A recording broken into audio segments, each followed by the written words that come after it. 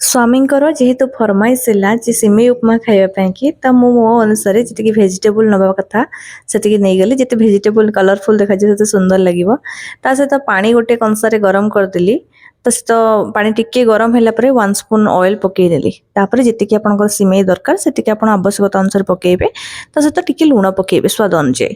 ଆଉ ମୁଁ ଗୋଟେ ପ୍ୟାନ୍ ନେଇଗଲି, ମୁଁ ବହୁତ କମ୍ ତେଲ ପକେଇଛି। ଆଉ ଆପଣ ଆପଣଙ୍କ ଅନୁସାରେ ପକେଇବେ, ବାକି କମ୍ ତେଲ ଟିକେ ଖାଇବା ଭଲ। ତେଲ ଟିକେ ତାତିଲା ପରେ ମୁଁ ଟିକେ ଜିରା ପକେଇଦେଲି। ଆଉ ଉପମାର ସବୁଠୁ ମେନ୍ ଜିନିଷ ହେଉଛି ଭୃଷଙ୍ଗ ପତ୍ର। ସେଇଟା ହିଁ ଉପମାକୁ ବେଶୀ ସ୍ମେଲ୍ ସହିତ ଟେଷ୍ଟ ବି ବନାଏ। ତ ଟିକେ କଞ୍ଚା ଲଙ୍କା ଆଉ ଭୃଷଙ୍ଗ ପତ୍ର ଟିକେ ପକେଇଦେଲି। ଟିକେ ଦେଖିବେ ଟିକେ ଭାଜି ହେଇ ଆସିଲା ପରେ ଭୃଷଙ୍ଗ ପତ୍ରଟା ଟିକେ ଭାଜି ହେଇ ଆସିଲା ପରେ ପୁରା ଯେମିତି ଜିରାଟା ଫୁଟିବ ଭାଜି ହେଇ ଆସିବ, ତା ସହିତ ଆପଣ ଟିକେ ଲଙ୍କା ଯେମିତି କଞ୍ଚା ଲଙ୍କା ମୁଁ କଟ୍ କରି ରଖିଥିଲି ତ ସେଇଟାକୁ ଟିକେ ପକେଇଦେଲି। ତ ସେଇଟାକୁ ଆଉ ଟିକେ ଭାଜି ନେବେ। ତା ସହିତ ଆପଣ ଯେଉଁ ରଖିଥିବେ ଓନିଅନ୍ ଗାର୍ଲିକ୍ ଯାହା ସବୁ ରଖିଥିବେ ପକେଇବା ପାଇଁକି, ମୁଁ ତ ଓନିଅନ୍ ଆଗରୁ ପିସ୍ କରିନେଇଥିଲି। ତା ସହିତ ଗାର୍ଲିକ୍ ଟିକେ ଆଉ ଅଳ୍ପ ଟମାଟୋ, ବେଶୀ ଟମାଟୋ ପକେଇବା କିଛି ଆବଶ୍ୟକତା ନାହିଁ।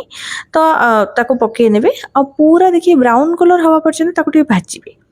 ସେମିତି କଞ୍ଚା କାଳେ ରହିଯିବ ସେଇଟା ଦେଖିକିରି ଆପଣ ଟିକେ ଭାଜିବା ପାଇଁ ପଡ଼ିବ ଭଲସେ। ତ ଭଲସେ ଟିକେ ଆଗ ଭାଜି ହେଇସାରିଲା ପରେ ଦେଖୁନାହାନ୍ତି ମୁଁ କେମିତି ଭାଜିଦେଲି, କେତେ ସୁନ୍ଦର। ଟିକେ ଆପଣ ଯେତେ ଇଏରେ କରିଦେବେ ସେଇଟା ଭାଜି ହେଇଯିବ ଭଲସେ। ବାକି ସିମ୍ରେ ହିଁ କରିବେ। ତ ଟିକେ ହାଇ ଆଞ୍ଚ ଦେଲେ ଏଇଟା ଟିକେ ଭଲ ଲାଗିବନି, ପୋଡ଼ି ପୋଡ଼ିଯିବ ତ ଭଲ ଲାଗିବନି। ସେଥିପାଇଁ ଦେଖନ୍ତୁ ଏବେ ତ ପିଆଜ ବି ଟିକେ ଭାଜି ଆସିଲାଣି। ପିଆଜ ଟିକେ ଭାଜି ଆସିଲା ପରେ ଟମାଟୋ ଟିକେ ଆପଣ ପକେଇବେ, କାହିଁକିନା ସେଇଟା କଞ୍ଚାଳିଆ କଞ୍ଚାଳିଆ ରହିଯିବ ନହେଲେ ପିଆଜଟା। ତ ପିଆଜ ଯେହେତୁ ଟିକେ ଭାଜି ଆସିବ ତାପରେ ଆପଣ ଟମାଟୋ ପକେଇ। ତା ସହିତ ଭର୍ସିମିଲ୍ ଯେଉଁଟା ଆମର ହେଇଯାଇଥିଲା ସିମେଇ, ମୁଁ ତାକୁ ଟିକେ ଥଣ୍ଡା ପାଣି ଆଗ ଧୋଇଦେଲି। ଆଉ ଏଇ ଯେଉଁ ଭଜା ହେଇଯାଇଥିଲା ସେଥିରେ ଟିକେ ବାଦାମ ବି ପକେଇଦେଲି। ବାଦାମଟା ଟିକେ ଟେଷ୍ଟ ଅନୁସାରେ ଭଲ ଲାଗିବ ବୋଲି ବାଦାମ ପକେଇ ପାରିବେ, ନହେଲେ ଆପଣମାନେ ସ୍କିପ୍ ବି କରିପାରିବେ, ଏଥିରେ କିଛି ଅସୁବିଧା ନାହିଁ। ତ ବାଦାମଟା ଟିକେ ଯାହା ବି ହେଲେ ଭାଜିବା ପାଇଁ ପଡ଼ିବ, ନହେଲେ କଞ୍ଚାଳିଆ ରହିବ।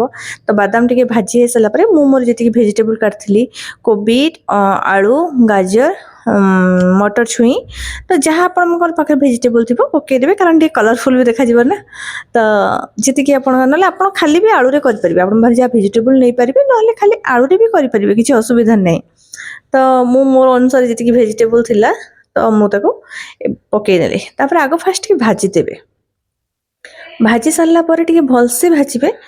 ଭଲସେ ଭାଜି ଯେମିତି ତେଲରେ ଟିକେ, କାରଣ ଆମେ ଯେହେତୁ ତେଲରେ ଛାଣାଛାଣି ବେଶୀ ନାହିଁ, ତ ଭଲସେ ଭାଜି ହେଲା ପରେ ହିଁ ଯାଇକିରି ଲୁଣ ହଳଦୀ ଆପଣଙ୍କର ଯାହା ପକେଇବା କଥା ପକେଇବେ।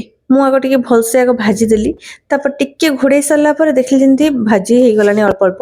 ଦେଖୁନାହାନ୍ତି ଭାଜି ହେଇଗଲା ନା।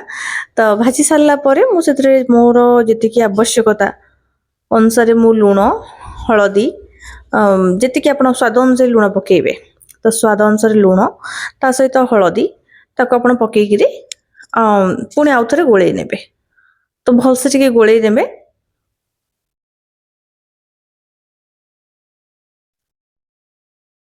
ଭଲସେ ଗୋଳେଇ ନେଇକି ତାପରେ ଏଗେନ୍ ଆଉ ଥରେ ଟିକେ ଘୋଡ଼େଇ ଦେବେ। ଘୋଡ଼େଇ ଦେଲେ, କାରଣ ଯେତିକି ଭେଜିଟେବୁଲ୍ ବି ପଡ଼ିଛି ତାକୁ ସିଝିବା ପାଇଁ ବି ନିହାତି ଆବଶ୍ୟକତା। ତ ଯେତେ ଭାଜି ଭାଜି କରିବେ ଏଥିରେ ପାଣି ଦେବେନି, ପାଣି ବିଲକୁଲ ବି ଦେବେନି। ଯେତେ ଭାଜି ଭାଜି କରି କରିବେ ସେଇଟା ସେଥିରେ ସ୍ୱାଦଟା ସେତେ ଆସିବ। ଆଉ ତା ସହିତ ଦେଖୁନାହାନ୍ତି ଆମର ଭଜା ବି ଆମର ପୁରା କମ୍ପ୍ଲିଟ୍ ହେଇଗଲା। ତ ସେଥିରେ ମୁଁ ଯେଉଁଟା ରଖିଥିଲି ସିମେଇ, ଯେଉଁଟା ଥଣ୍ଡା ପାଣିରେ ଧୋଇକି ରଖିଲି, ତ ସେଇଟାକୁ ପକେଇଦେଲି। ଥଣ୍ଡା ପାଣିରେ ହିଁ ଧୋଇବେ, କାହିଁକିନା ନହେଲେ ସିମେଇଟା ବହୁତ ସିଝିଯିବ। ତ ତା ସହିତ ମୁଁ ପୁରାଟା ଗୋଳେଇ ଦେଲି। ଆଉ ସବୁଠୁ ମେନ୍ ଇମ୍ପୋର୍ଟାଣ୍ଟ ହେଉଛି ଏଥିରେ ଟିକେ ମ୍ୟାଗି ମସଲା ପକେଇବେ। ମୋର ଯେହେତୁ ନଥିଲା ମୁଁ ପକେଇ ନଥିଲି, ତ ତା ଉପରେ ଲାଷ୍ଟକୁ ଧନିଆ ପତ୍ର ପକେଇଦେବେ। ଦେଖିବେ ଏତେ ସୁନ୍ଦର ଆଉ ଏତେ ଟେଷ୍ଟି ଲାଗିବ, ଆପଣ ବିଲିଭ୍ ବି କରିପାରିବେନି। ଦେଖୁନାହାନ୍ତି ମୋ ସ୍ୱାମୀଙ୍କୁ ପଚାରିଲି ବି କେମିତି ହେଇଛି ଟିକେ କହୁନାହାନ୍ତି। ସ୍ୱାମୀ ତ କହିଲେ ବହୁତ ହି ବଢ଼ିଆ ହେଇଛି ବୋଲିକିରି। ବହୁତ ଖୁସି ଲାଗିଲା।